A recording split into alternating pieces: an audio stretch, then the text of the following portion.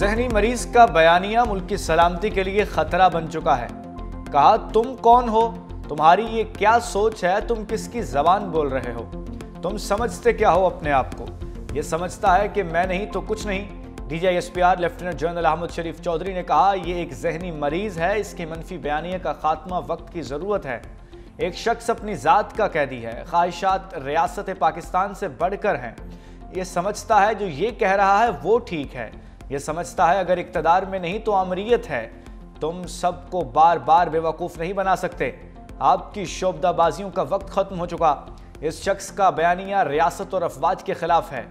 9 मई को GHQ पर हमले करने वाले भी यही लोग थे। बगैर किसी अबहम के क्लियर करना चाहते हैं, अब किसी का बयानिया नहीं चलेगा। तारीख में पाक फौज ने किसी शख्स के बारे में ऐसे बात नहीं की। माजी में किसी सियासतदान ने यह काम नहीं किया।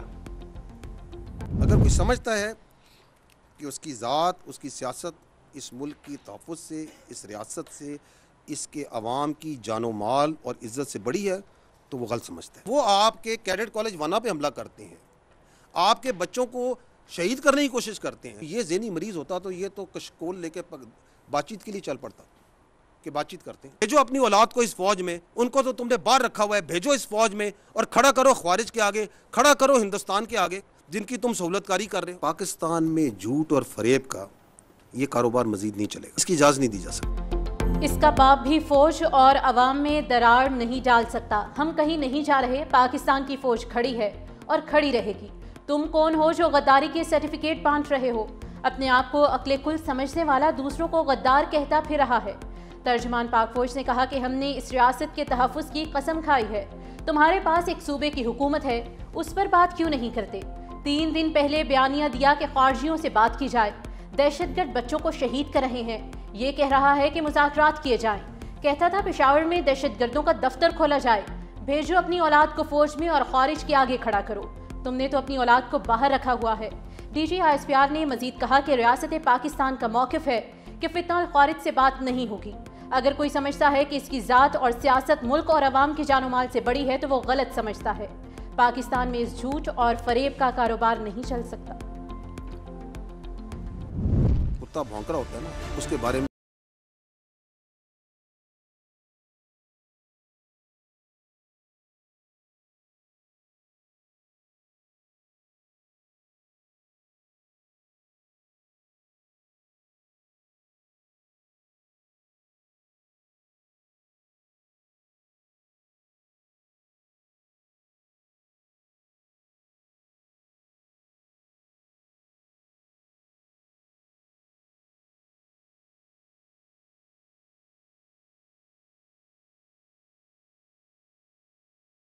Protection force. कुत्ता भौंक रहा हो तो ज्यादा परेशान होने की जरूरत नहीं। DGISPR का वज़ीर आला खैबर पख्तूनख्वा से मुतालिक सवाल पर जवाब। खैबर पख्तूनख्वा में गवर्नर राज लगाने का फैसला हुकूमत का है, फौज का इससे कोई लेना देना नहीं। खैबर पख्तूनख्वा पुलिस कुर्बानियां दे रही है, क्या आप उसे मजबूत कर रहे हैं? DGISPR ने कहा, दहशतगर्दी एक दिन में खत्म नहीं होगी, इसके लिए सियासी मर्जी की जरूरत है। हम मुल्क में जंग लड़ रहे हैं, इंटेलिजेंस बेस्ड ऑपरेशन हो रहे हैं। हमने कभी अफगानिस्तान रजीम से बात करने से इनकार नहीं किया। फौज नहीं, हुकूमत रियासत होती है। फौज रियासत का एक इदारा है।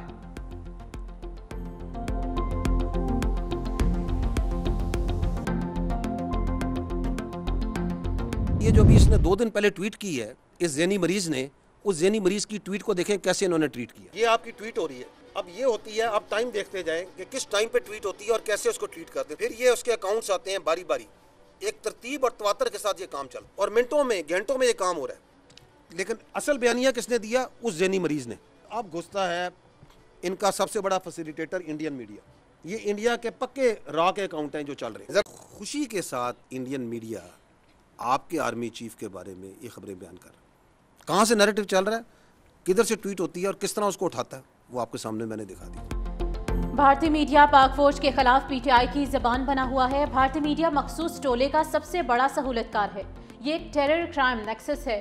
ज़हनी मरीज अपने अकाउंट से पहले बयानिया बनाता है, फिर DGISPR ने कहा कि ये कौन सा आईन और कानून है जिसके तहत आप एक मुजरिम से मिलते हैं। किसी को पाकिस्तान की सालमियत और दिफा के खिलाफ इजहार राय की इजाज़त नहीं देंगे। अगर इसके दौर में भारत हमला करता तो ज़हनी मरीज कशकोल लेकर भारत से बातचीत के लिए चल पड़ता। बातचीत का बुखार तो पहले से है। भीख से कभी सिक्योरिटी नहीं मिलती, वरना लीबिया और गजा का बुरा हाल ना होता।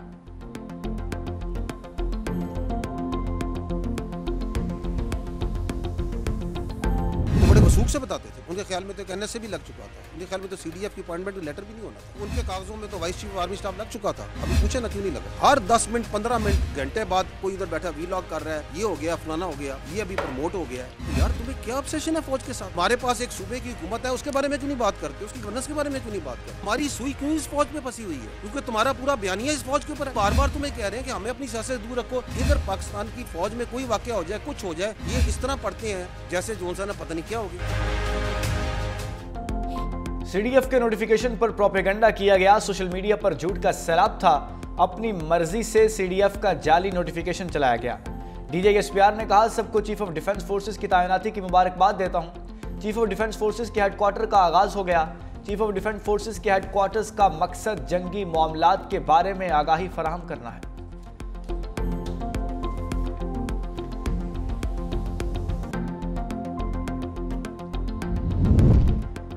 कौम को अपनी बहादुर अफवाज और आपकी क़यादत पर नाज है। वज़ीर दिफा ख्वाजा आसिफ का एक्स पर बयान। लिखा, अल्लाह की रहमत और फजलो करम से जिन फातहीन ने कौम व मुल्क को तारीख साज फतह से नवाजा, आज कौम उनको और उनकी कमांड में लाखों वतन के मुहाफिजों की लाजवाल खिदमत के एतराफ़ में सिपा सालारों को एजाज़ से नवाज रही है। फील्ड मार्शल सैयद आसिम मुनीर और एयर चीफ मार्शल को मुबारक हो। उनको भी अब कौम से माफ़ी मांगनी चाहिए। सिविल साइड ये कह रही है, मिलिट्री साइड ये कह रही है, सनसनी फैल गई, फलां हो गया, आसमान गिरने लगा है। नाजरीन ये देखें कि अब जो है वो बिल्कुल गड़बड़ हो चुकी है और दरार पड़ चुकी है और दरार बहुत बढ़ती जा रही है। शर्म आनी चाहिए, क्योंकि मुल्क दुश्मनी करेंगे, जेलों के बाहर लॉ एंड ऑर्डर की सिचुएशन क्रिएट करेंगे, रूल्स में इजाज़त नहीं है। अब वो भी मुलाकात हमने बंद करवा दी जिसकी इजाज़त थी। बाहर बैठे भगोड़ों और मुल्क में सीनियर सहाफ़ियों ने प्रोपेगेंडा किया कि लड़ाई हो गई, दरार पड़ गई। अल्लाह का फजल है, सबको नाकामी हुई। वज़ीर इत्तलात अता तारिक की पार्लियामेंट हाउस में मीडिया से गुफ्तगू का, जिन्होंने झूठे दावे किए उनको कौम से माफ़ी मांगनी चाहिए। अडयाला जेल के बाहर मुल्क दुश्मनी की इजाज़त नहीं देंगे।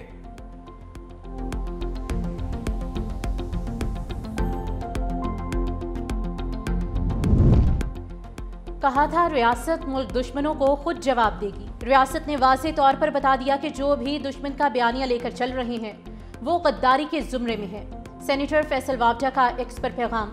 लिखा, जब तक मेरा सियासी बाप था, वज़ीर आज़म था, अब बिन बाप के लावारिसों और सड़क चाप का बाप जेल में है और गद्दारी के जुमरे में आ गया।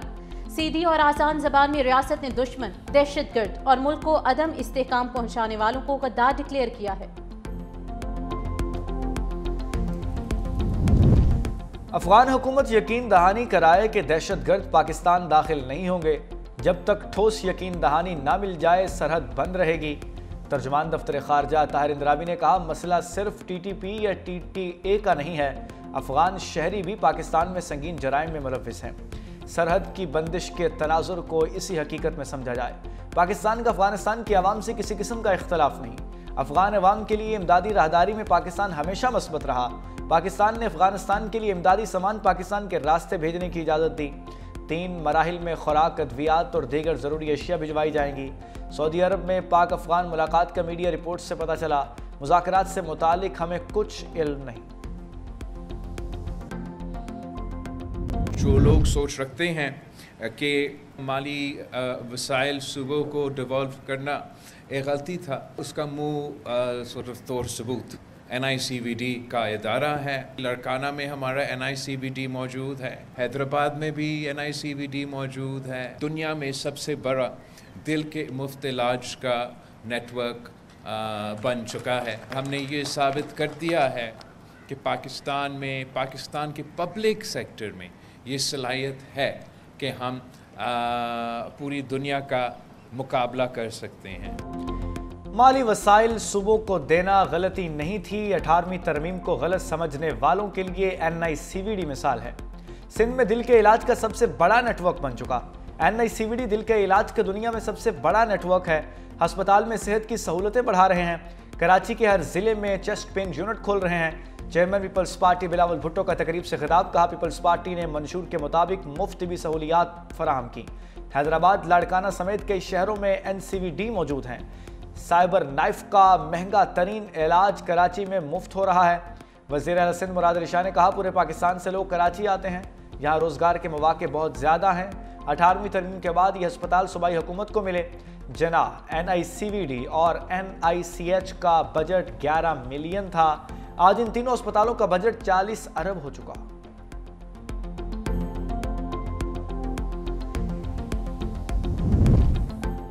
PTI रहनुमा शहजाद अकबर इश्तिहारी करार। अदालत ने शहजाद अकबर को इश्तिहारी करार देने का तहरीरी ऑर्डर जारी कर दिया है। जुडिशल मजिस्ट्रेट मोहम्मद अब्बास शाह ने तहरीरी ऑर्डर जारी किया। अदालत का शहजाद अकबर के वारंट गिरफ्तारी जारी करने का भी हुक्म।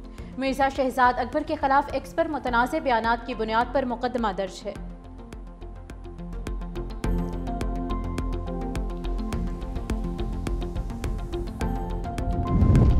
PTI पार्लिमानी पार्टी का सेक्रेटरी जनरल सलमान अकरम राजा पर अदम एतमाद का इजहार। पाकिस्तान तहरीक इंसाफ की पार्लिमानी पार्टी के इजलास में सलमान अकरम राजा के खिलाफ तहरीक पेश। ज़राए के मुताबिक अरकान का कहना था कि सलमान अकरम राजा गैर सियासी शख्स हैं, ये कैसे सेक्रेटरी जनरल हैं। सलमान अकरम राजा बानी PTI का पैगाम सही तरीके से नहीं पहुंचाता। सलमान अकरम राजा ने तमाम रहनुमाओं से गालम गलोच की है।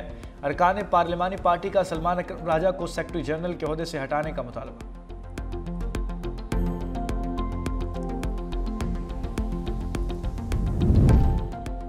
जाली दस्तावेजात और एजेंट माफिया के खिलाफ शिकंजा सख्त करने का फैसला। वफाकी वज़ीर दाखिला मोहसिन नकवी और वफाकी वज़ीर ओवरसीज पाकिस्तानी सालिक हुसैन की ज़ेर सदारत इजलास। प्रोटेक्टर के निज़ाम को फुल प्रूफ बनाने और इमिग्रेशन इस्लाहात मुतारिफ कराने का फैसला।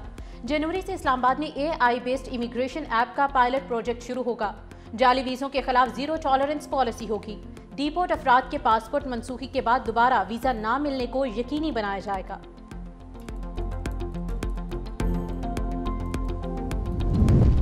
पंजाब में रिश्वत, बदसलूकी और इल्ज़ाम की कोई गुंजाइश नहीं। पैराफोर्स की हर कार्रवाई अब कैमरे में रिकॉर्ड होगी। वज़ीर आला मरियम नवाज शरीफ ने पैराफोर्स की कारकर्दगी और शफाफियत बढ़ाने के लिए जल्द अज जल्द बॉडी कैम लगाने का हुक्म दे दिया। वज़ीर आला मरियम नवाज शरीफ की ज़ेर सदारत इजलास। पैराफोर्स की कारकर्दगी, निगरानी, इस्लाहात पर मुकम्मल ब्रीफिंग। मरियम नवाज ने कहा कि पैरा अच्छा काम कर रही है। आवाम में नेक नामी कमाने के लिए नताइज पर तवज्जो दी जाए। कानून ज़रूर नाफिज किया जाए, मगर आवाम के साथ रवैया दुरुस्त होना चाहिए।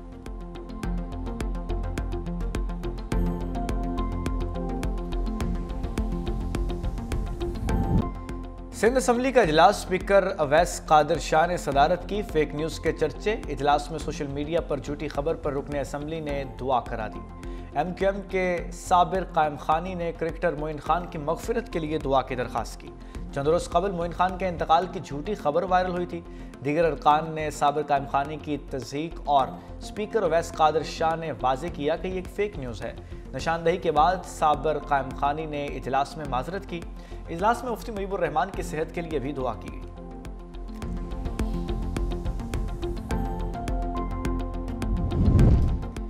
वज़ीर आला सिंध सैयद मुराद अली शाह की सदारत में पब्लिक प्राइवेट पार्टनरशिप बोर्ड का 49वां इजलास में घोटकी कंदकोट पुल मंसूबे का जायजा लिया गया। पुल का जून 2027 में इफ्तिताह होगा। वज़ीर आला ने पुल को सिंध की मुआशी शारक करार देते हुए बिला तातुल तकमील के लिए हिदायत जारी की हैं। बोर्ड ने महकमे सेहत के अहम प्रोजेक्ट्स का जायजा लेते हुए जदीद तिब्बी टेक्नोलॉजी मुतारिफ कराने, प्लाज्मा फ्रैक्शनेशन फैसिलिटी की पैदावार की भी मंजूरी दे दी है। मंसूबा दरामदी इन्हिसार कम करेगा और बैनुल अक़वामी सरमायाकारी को बढ़ाएगा।